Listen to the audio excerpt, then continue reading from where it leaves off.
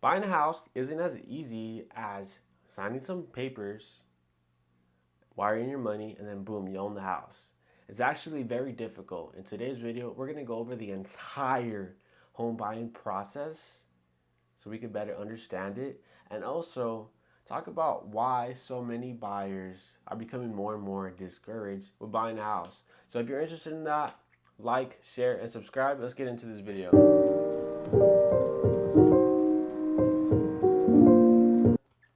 Home buying step by step. Boom. The home buying process. So I specialize in first time buyers as well as contingencies, so sellers and buyers, but I like working with my first time buyers. It's just that for this video.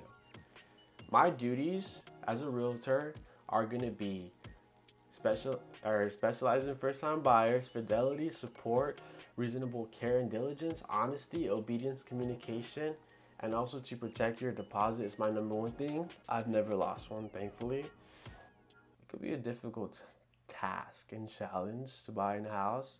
It could be very mentally draining. Some days are going to be filled with frustrations, other days are going to be happy. But it's a roller coaster of events, and I'm more than willing to be there for you. So that's just a few ones. I don't want to go over everything. How do I get a loan? So number one, the first step that you should possibly do for anything else is get pre-qualified. Why get pre-qualified? Because that's when the lender's gonna sit down with you, like this guy over here. It's a picture of Danny. So if Danny, you're watching the video, you better like it because I'm plugging you. So you gotta get your driver's license, social security card, W-2 last 2 years, income returns, tax returns, bank statements of the last 2 months, recent pay stubs, as well as a green card if you're not a US citizen. The budget. After reviewing all your documents, the lender's gonna say, hey, this is how much money you qualify for, and this is how much it shows right here, your debt to income ratio says you can afford. There's always ways around it, there's little things. Make sure you have a good lender. The next thing, home shopping. I'm gonna get on this computer right here. It's red, not pink. I'm gonna go, all right, this guy's looking for this woman's looking for this couple's looking for this, blah, blah, blah, whatever. They're looking for a pool with 3 beds, 2 baths, perfect in the cities of Riverside, Bakersfield, and San Francisco, whatever, right? Boom, I send them to you. You're gonna see them. You're gonna go through everything. Okay, I like this home. I don't like this home. Rodrigo, what are you sending me? And once I send you the list, I'm gonna go show you the house. Once I show you the house, multiple houses, I know I'm going very fast, so rewatch this video if you don't understand the process. We're gonna submit our offer. What does that intake? I'm gonna get on the phone with you, and we're gonna go over everything that the contract takes. If you're interested in that type of video, message me. I do it with all of my clients, but let's say our offer gets accepted. I'm gonna go over escrow after, and then closing. Congratulations, you own your first home or your second home or your 5th home. Doesn't really matter to me. I just want to help you the best that I possibly could. And every agent's duty is to help you the best that they possibly can. And if that agent isn't doing their due diligence, remember you saw the fidelity slide. Get a different agent. Come on, message me right here. Open escrow. So we're going over escrow now. What does it mean to open escrow? We're in escrow. All the agents talk about that. But it just means that we're under contract and we're in the process of purchasing a house. So initial deposit, otherwise known as a good faith deposit, is 1% of the entire purchase price. So if your offer is at $715, it's $7,150. I feel like I got the numbers right. Music right bed. And then initial deposit right there, and then the seller puts their deed in escrow, and escrow is basically a third party that just makes sure that the contract is being followed. Timeline and contingencies. These are probably like my favorite things ever because I'm a weirdo like that. There's 3 different contingencies that protect your money, and they're just basically like insurance policies that you have to follow. So home inspection, think of it as a mechanic checking your car if we're gonna purchase a car. The home appraisal, think of it as someone making sure that the car is worth the amount of money you're paying for it. And then if it's not, for instance, a house, if your offer is at 715 and the appraisal comes in at 700,000, then there's a $15 gap, and you can either renegotiate or just put up the difference. And then the loan. Can you actually afford this house? A lot of people get into things that they can't afford. And it makes me real sad, because the worst thing that I would feel is if you lose your house. But don't lose your house. I'm not gonna make you house poor. What is house poor? People are waiting. To be house poor means that you barely make enough money to afford your mortgage, can't eat out, can't go to tacos, you can't take your wife to the movies. And if you can't take your wife to the movie or take her out at all, she's gonna leave you, huh? Yeah. She belongs to the streets. That's so fucked up. Home inspection, that's me going over again, as it's going to be defined as a non-invasive physical examination performed for a fee. It's about $200 to $500 depending on how large the property is.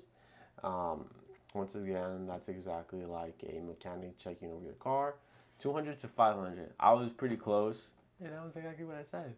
Pretty good at this shit. So, excuse my French. Appraisal. An appraiser determines the value to ensure that you're not going to overpay for the home. But you want to know a secret?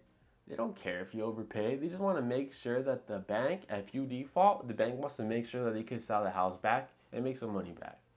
Like, that's like a common, that's not really common knowledge, but at the end of the day, that's literally what it is. Loan is a clause that allows buyers to cancel the contract of the home purchase with no penalties or no refund, and their earnest money deposit, which is a good faith initial deposit, isn't at stake here.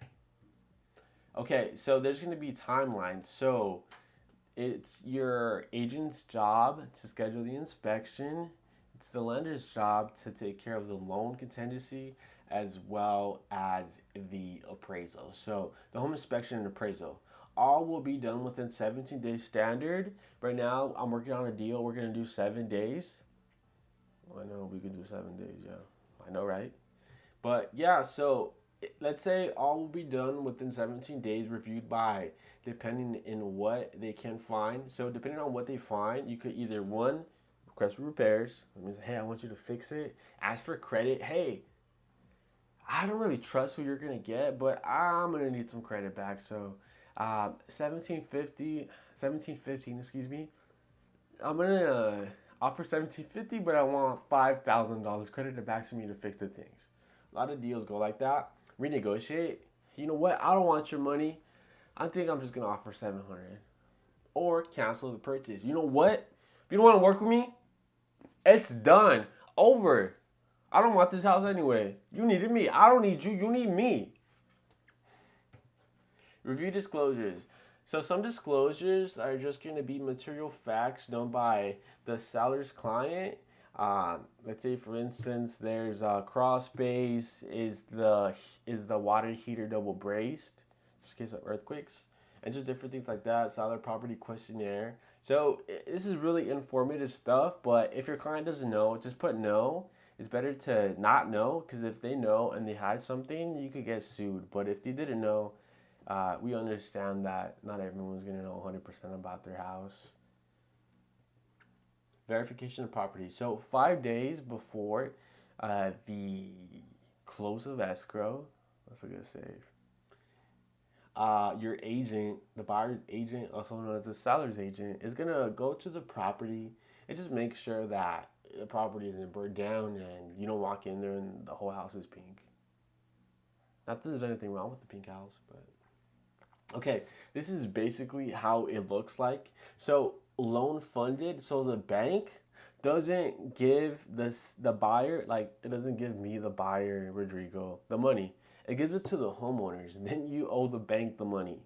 So what happens after? So the title is recorded by the county. The loan funds, the title is recorded by the county. Two different things if you're in LA County, because LA County is lame. But if it's Riverside or San Bernardino County, when it funds, it records. So I hand you your keys. You plan your housewarming, and you make sure to invite me to your housewarming because I'm gonna bring steak or some cookies. But congratulations, that was me when I had long hair. I'll even move it for you. Oh, I can't move it, sorry. But yeah, that's basically the home buying process in a nutshell. And just a little bit before we end the video, why are a lot of people becoming more and more discouraged?